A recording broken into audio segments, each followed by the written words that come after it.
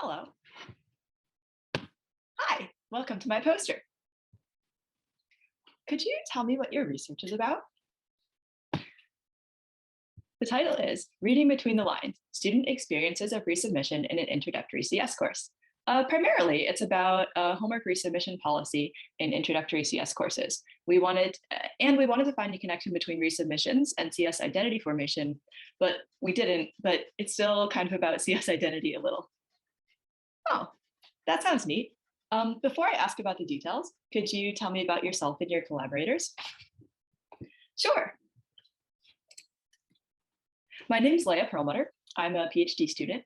I worked with Jayne Everson, who's also a PhD student, Ken Yasuhara from the Center for Teaching and Learning, and the courses that we mostly studied were taught by teaching professors Brett Wortzman and Kevin Lin. All of us are at the University of Washington. So, why should I care about resubmissions? Great question. So a traditional alternative to resubmissions would be a single attempt points-based grading system. But that can be really stressful for some students, and research shows that it can lead them to avoiding the homework. It can reinforce negative self-assessments of their ability. And at the end of the quarter, with traditional grading, the final grade doesn't necessarily reflect what the student knows about the material, but instead it reflects all of the mistakes that they made in the learning process. And things like that are really not compatible with the justice-centered approach to teaching that we're trying to take. So we're looking at different ways to assess student work. Cool, so how do resubmissions work from a student perspective? So if I'm a student, I do my programming homework, I turn it in, and I get back my grade and my written feedback. And then, if I want to, I can correct my mistakes and submit it again for grading. And the new grade replaces the old grade. Well, that sounds like a pretty good deal. Can they resubmit infinitely many times? Well, I sure wish they could, but these are hand graded in order to be able to give written feedback to our students. And so there's a limit to the number of hours the graders can grade, obviously. So each student gets to resubmit one assignment per week, and they can choose any of their past assignments that they have feedback on so far each week to resubmit. It sounds like you changed the grading system too. Yes, we did. So instead of giving a number of points, they get a grade on a 2-level or a 4-level scale. Smaller assignments like reflections get graded S for satisfactory or N for not yet. Oh, so is SN kind of like pass fail? Well, a fail would suggest that that's it, that's the end, you didn't get it right. Whereas N stands for not yet, which emphasizes that the learning process isn't over. They can revise and resubmit it and turn that N into an S. Oh, I got it. Cool, so go on. Yeah, and then larger assignments are graded E, S, and U. E for exemplary, S for satisfactory, N for not yet, or U for unaccessible. And the intention there is that the grading scale should be transparent to students. So we give them a rubric saying what they would need to do to achieve each level on the scale. And also sometimes we have an assignment with multiple dimensions. Like in a programming assignment, you could have a separate score for documentation, style, and behavior of the code. And they would get one ESNU grade for each of those dimensions. So how does ESNU turn into a final course grade? Good question. The final course grades are based on bundles that we publish in the course syllabus at the beginning of the quarter. And so, for example, a bundle might look like this. To earn at least a 2.5 GPA, you need to earn at least 30 S's and no U's on homework assignments, and an S on at least 5 checkpoints, etc. So it's kind of this checklist of what they need to achieve.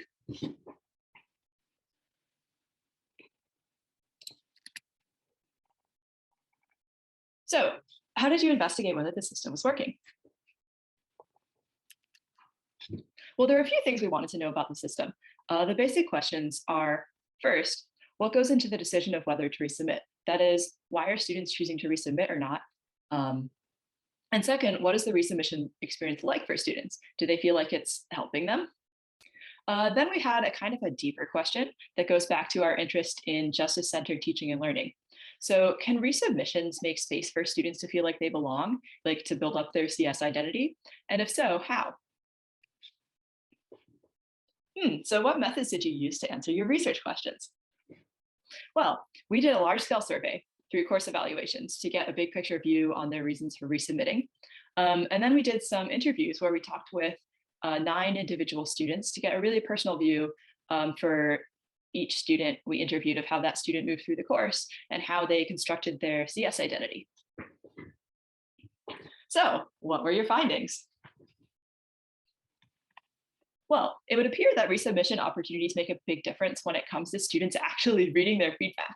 So from your own teaching, you might know this feeling of writing feedback for a student. And then you give back their homework and you wonder, like, did they actually read that?